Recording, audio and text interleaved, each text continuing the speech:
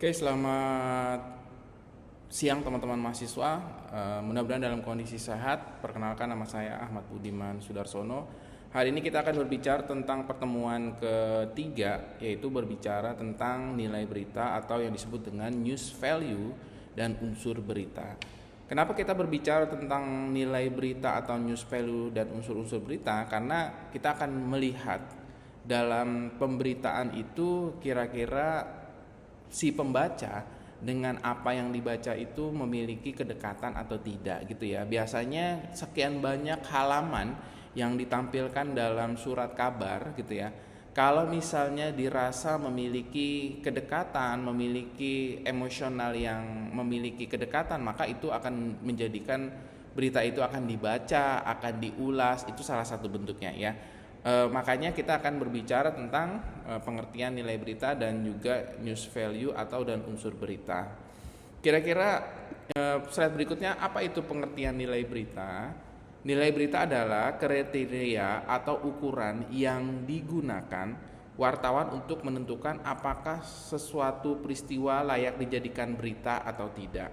Artinya apa yang disebut dengan nilai berita dijadikan suatu peristiwa layak atau dijadikan atau tidak? Biasanya kalau misalnya kita dikasih ada berita tentang kebakaran gitu ya, ada berita kebakaran yang kalau menurut kita ini kebakarannya bisa menyebabkan terjadinya kerusakan sampai puluhan miliar ataupun menyebabkan beberapa rumah rusak, beberapa rumah juga hilang, ini akan menjadi sebuah nilai berita. Jadi orang akan tahu apa penyebabnya, apa yang menyebabkan kebakaran itu terjadi. Tetapi kalau kebakaran yang lain apakah memiliki nilai berita? Tergantung. Kalau ada berita yang lebih fantastis dari berita tersebut, terkadang berita tersebut akan tenggelam dengan sendirinya. Itu yang disebut dengan bahwa dalam penulisan berita yang ada di koran ataupun di media online itu tergantung nilai beritanya. Begitu juga dengan di televisi gitu ya. Kalau misalnya dirasa ada berita tentang sesuatu hal yang lebih menarik lagi, itu akan menjadi sesuatu hal menjadi nilai berita yang sangat nilai tinggi. Oleh karena itu tidak semua peristiwa bisa menjadi berita. Suatu peristiwa harus memiliki nilai tertentu agar dianggap penting bagi publik. Oleh karena itu menurut ahli komunikasi John Galtung dan juga Mari Halmabu Rook, dia mengatakan bahwa nilai berita menentukan bagaimana media memilih dan menyajikan informasi kepada masyarakat. Nah, itu dia.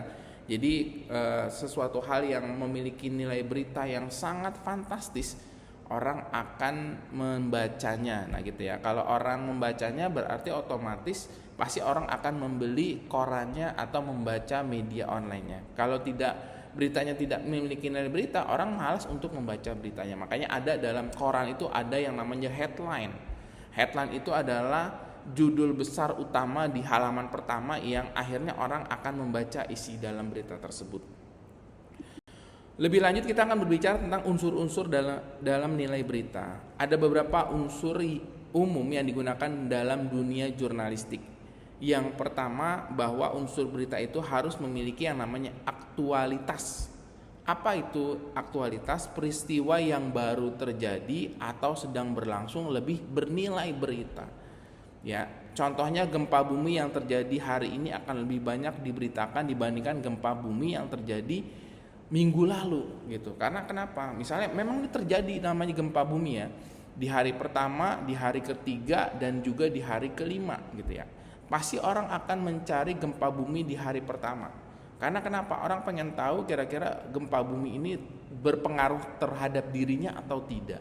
Nah, inilah yang disebut bahwa sesuatu hal yang ataupun di live di televisi ataupun live di media sosial ini akan menjadi orang akan menonton, akan melihat.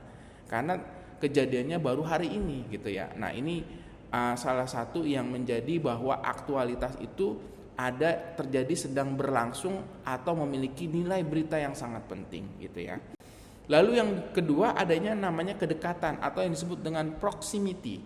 Apa itu yang disebut dengan kedekatan dalam unsur berita? Adalah peristiwa yang dekat dengan kehidupan pembaca, baik secara geografis maupun emosional. Contohnya adalah berita banjir di kota tempat pembaca tinggal akan lebih menarik daripada banjir di negara lain. Maksudnya apa? Misalnya contoh, ya ada banjir yang terjadi, sama-sama banjir nih gitu ya, banjir di Indonesia gitu ya terutama, dan juga ada banjir di Malaysia.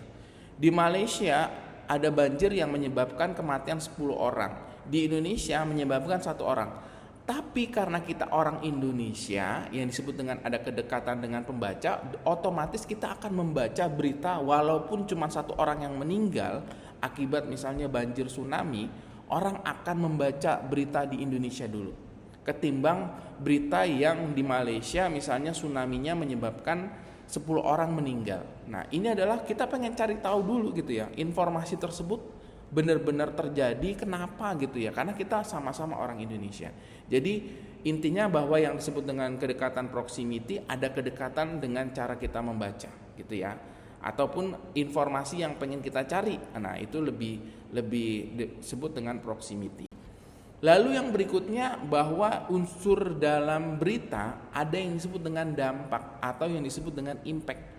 Apa artinya? Peristiwa yang berpengaruh besar terhadap banyak orang memiliki nilai berita tinggi. Ya, contohnya adalah kenaikan harga BBM, perubahan kebijakan pemerintah, atau bencana alam besar. Ya, ini coba kita lihat, kita praktikan ya. Kemarin tanggal 30 Maret ya, sebelum masuk tanggal 1 April, orang sudah kena isu atau prank mengenai informasi hoax yang bahwa dinyatakan bahwa BBM akan naik. Ya, rame-rame orang datang, rame-rame orang hadir gitu ya, salah satu seperti itu.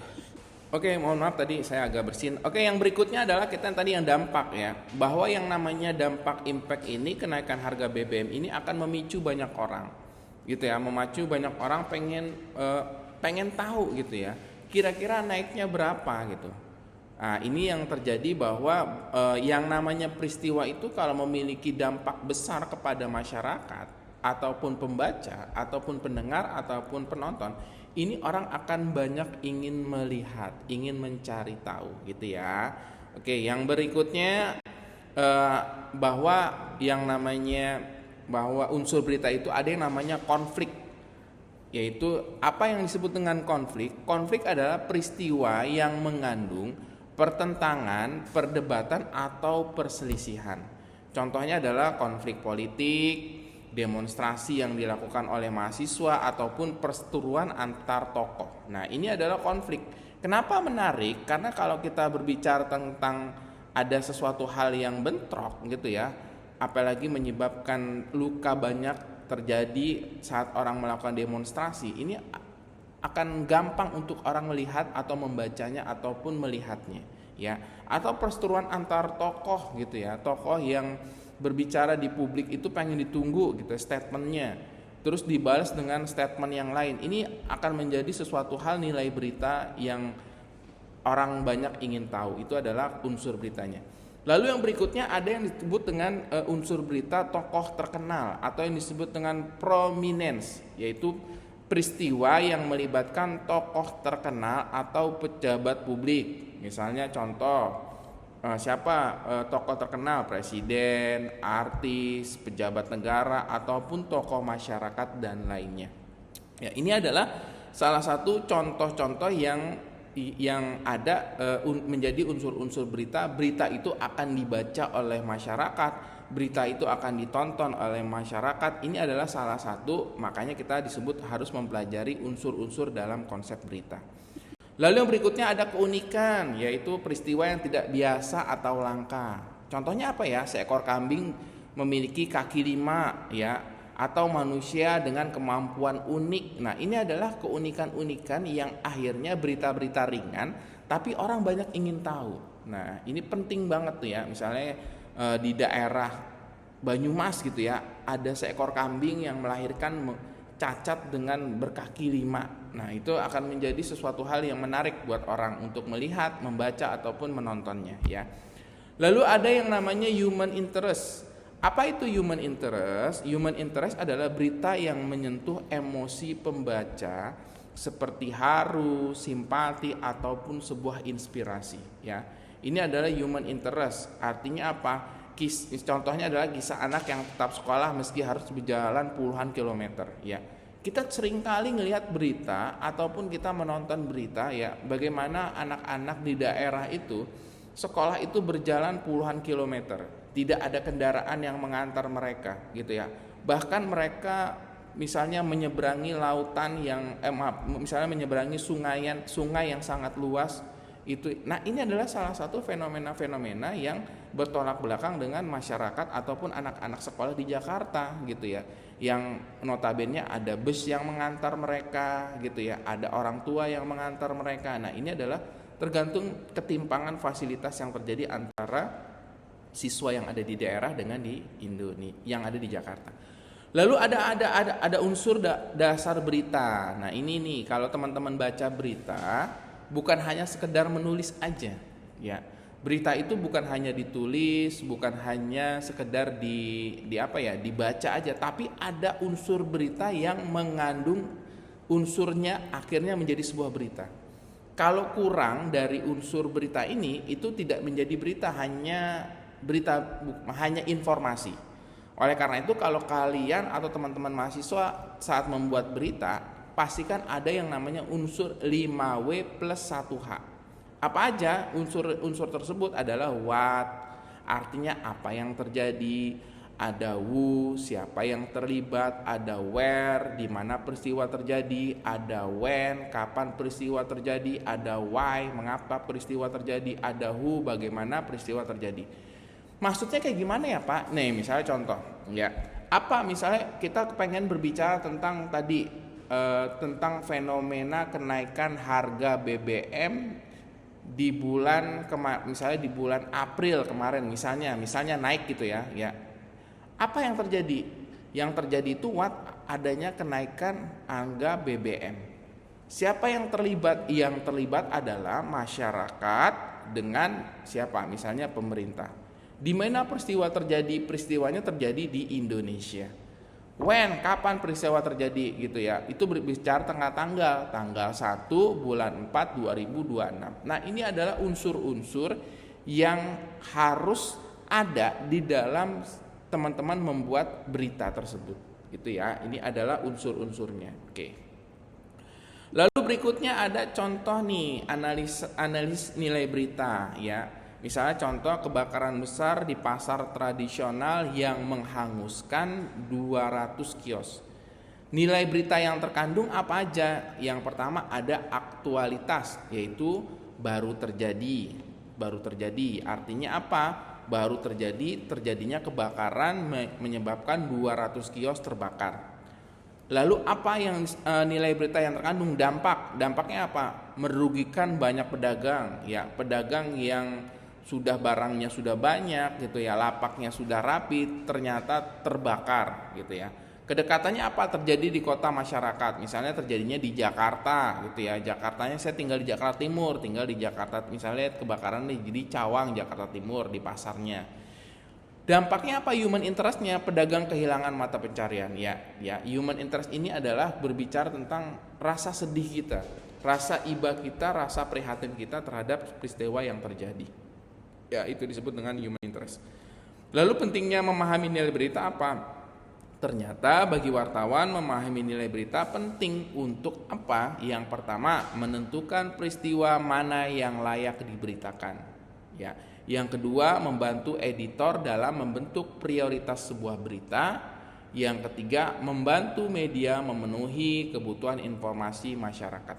Nah, inilah beberapa kenapa kita harus memahami nilai berita. Sangat penting seorang wartawan itu harus memahami hal-hal tersebut. Lalu berikutnya kesimpulannya apa? Kesimpulan yang harus kita telaahi di sini adalah bahwa nilai berita merupakan standar penting dalam dunia jurnalistik. Untuk menentukan kelayakan suatu peristiwa menjadi berita, wartawan harus mampu menilai peristiwa berdasarkan unsur aktualitas, dampaknya, konfliknya, kedekatannya, tokoh yang terlibat, keunikannya seperti apa, dan human interestnya, serta menuliskan dengan unsur yang disebut dengan 5W plus 1H ya. Ingat, kalau kalian menulis sebuah berita tanpa ada unsur 5W plus 1H-nya, itu namanya bukan berita, tapi adalah informasi. Jadi teman-teman harus paham ya, ingat cara menulisnya harus ada unsur 5W plus 1H. Untuk kajian mata kuliah dasar-dasar jurnalistik, saya tidak terlalu dalam menceritakan tentang nulis berita, tapi nanti ada lanjutannya, ada mata kuliah yang namanya jurnalistik online. Saya akan mengajarkan bagaimana menulis berita berdasarkan unsur 5W plus 1H. Atau nanti pasca UTS saya akan menjelaskan bagaimana cara menulis berita berdasarkan unsur 5W plus 1H gitu ya. Nah, ini ada latihan itu ya teman-teman yang ada di kelas ataupun teman-teman yang ada di rumah ataupun yang ada di online, pastikan bahwa ini latihan harus dikerjakan ya. Buat teman-teman yang ada di kelas nanti bisa dikerjakan, kirim ke japri saya, nanti akan saya kasih nilai plus gitu ya. Mudah-mudahan dapat nilainya A semua gitu ya. Begitu juga teman-teman yang di kampus yang ada di online ya gitu ya. Jadi nanti setelah teman-teman perhatikan, lihat tugasnya dilihat di LMS-nya gitu ya. Materinya di-download gitu ya. Terus juga tonton materi ini di YouTube gitu ya, dipelajari. Jadi latihannya adalah mengamati suatu peristiwa di berita online, lalu menuliskan berita pendeknya menggunakan unsur 5W plus 1H yang harus diulas menggunakan unsur 5W plus 1H. Jadi gimana contohnya? Contohnya adalah kalian cari berita di media online. Bebas, baik berita olahraga, berita politik, berita budaya, apa aja berita ya. Nanti beritanya, setelah kalian menemukan beritanya, kalian tulis judul beritanya apa, tulis beritanya, setelah itu tentukan unsur 5W plus satuannya, yang mana, yang when, what, where gitu ya, who ya. Lalu kirim ke forum untuk dijawab, dan juga kirim juga japri ke saya untuk saya nilai. Mungkin itu aja yang saya sampaikan. Terima kasih buat teman-teman semuanya yang baik ada di kelas maupun online. Mudah-mudahan dalam kondisi sehat semuanya. Selamat siang. Assalamualaikum warahmatullahi wabarakatuh.